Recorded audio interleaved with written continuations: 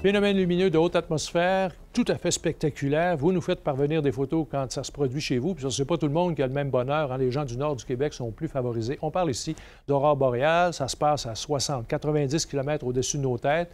Et tout ça, origine du Soleil. Vous savez que le moment de l'équinoxe, c'est quand même un moment favorable parce que le champ magnétique terrestre se trouve positionné de manière à être un petit peu plus sollicité, si on veut, par les éruptions qui émanent à partir du Soleil. Donc là, vous avez des particules ionisées qui vont quitter la surface du Soleil et s'avancer en direction de la Terre. Et au moment de l'équinoxe, la période d'automne, bien, ça va quand même assez bien, d'autant plus que les nuits allongent. Donc, on a la noirceur un petit peu plus tôt.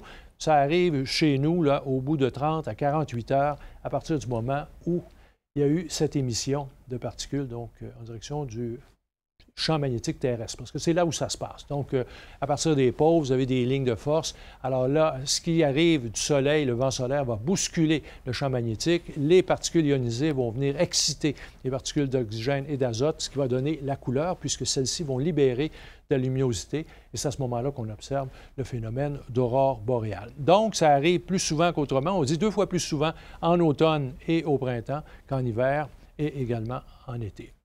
Le temps pour observer le phénomène au Québec est quand même assez idéal parce qu'au mois de septembre, on a pour la période de fin de soirée, début de nuit, à Québec par exemple, 45 du temps, un ciel parfaitement dégagé. Au mois d'octobre, c'est 40 Sur cette île, un peu plus au nord, 50 en septembre et 34 de possibilité de voir le phénomène d'aurore boréale au cours du mois d'octobre.